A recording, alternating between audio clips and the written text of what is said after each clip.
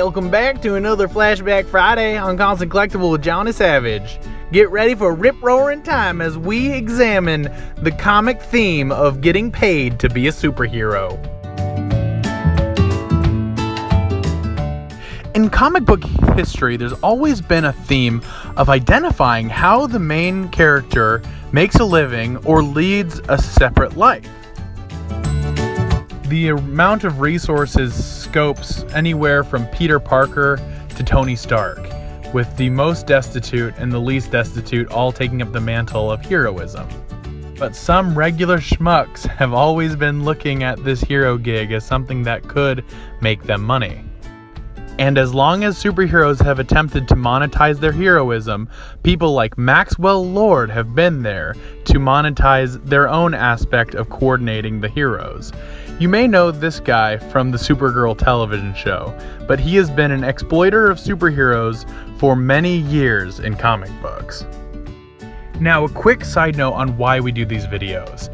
I want you to be able to go into a comic shop expecting a myriad of subgenres that might be interesting.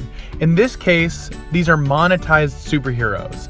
Other weeks we'll be doing themes or storylines that might be interesting, but the focus is to show you how there are so many things in your local comic shop that you would have never heard of if you hadn't just gone in and picked something up. Knowing that that's why we're here, let's understand that there are three major parts to any good monetized superhero team. The first is like Maxwell Lord. It's the person funding the operation. What got us started this week thinking about monetized superhero teams was the conglomerate.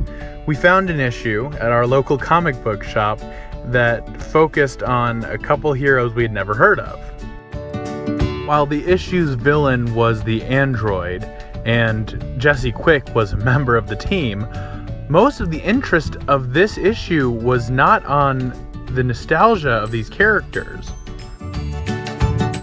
The team first appeared in 1990 in Justice League Quarterly and had the person turning the wheels of Claire Montgomery, whose ex-husband was Maxwell Lord.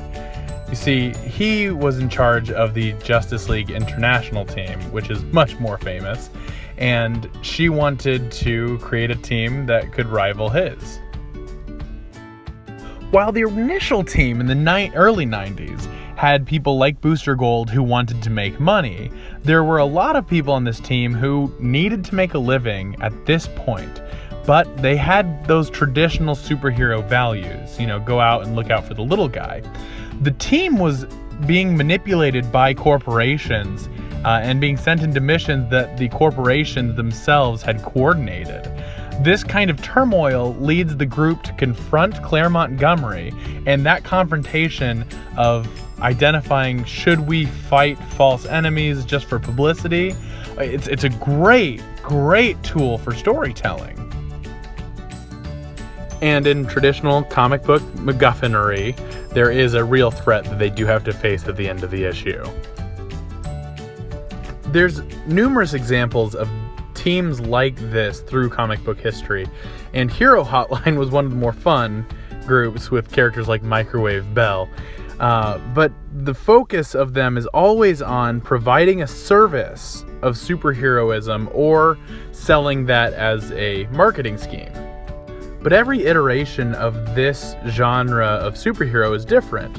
For instance, Hero Hotline, which started in 1989, focused primarily on helping the common man. It was a 24-hour call-in service. You called 1-800-555-HERO and you were provided with superhero service. While not the norm, this is definitely an example of a more light-hearted version of this genre.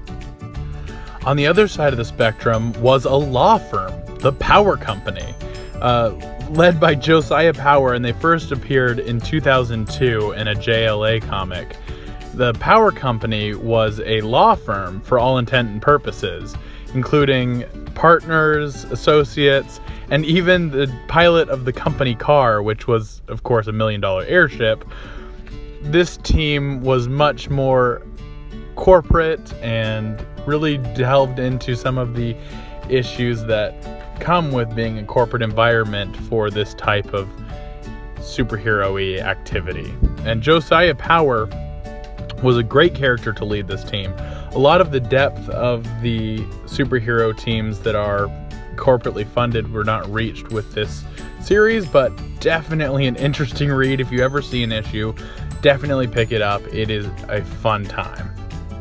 Now, while the Power Company was a legal firm, there was another group called the Captains of Industry, which was actually an investigation task force for the Institute for Metahuman Studies. Definitely there is a broad spectrum of these corporately funded teams.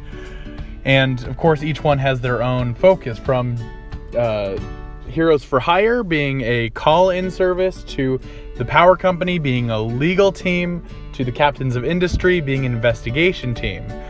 But by far, the best that I have encountered is X-Statix and X-Force.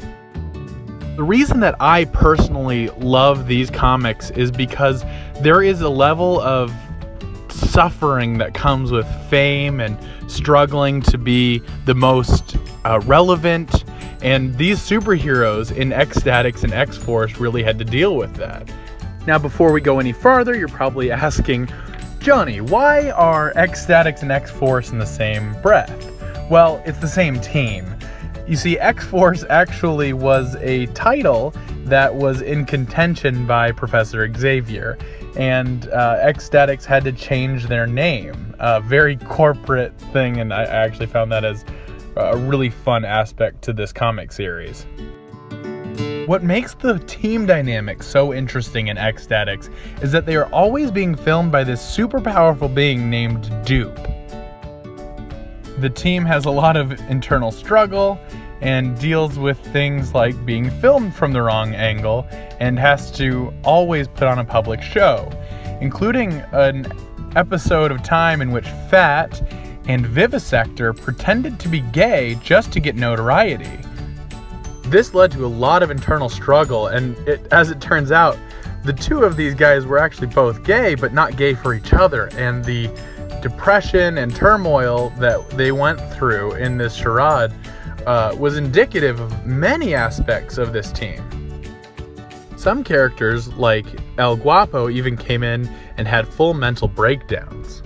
One of the most interesting chapters of X-Statix was when a fan worked their way onto the team, being much more powerful than anyone else. They actually had to kill him secretly because he was a fanboy, and they couldn't stop him from doing what he was doing. So some of these internal struggles and overcoming humanity and being famous, the things that people strive for when they watch weird shows like the Kardashians, that's all found in these comic books. And if you want to watch superhero antics alongside deep turmoil, you know, these are the type of comic books you're really looking for. Now, I hope that this subgenre is exciting to you, but even if it's not, please go to your local comic book shop and pull something from the shelf. You're gonna find either a genre or story that you never would have expected. Some of them will be bad, and some of them will be surprisingly good and intriguing. So, for Constant Collectible, this is Johnny Savage, signing off.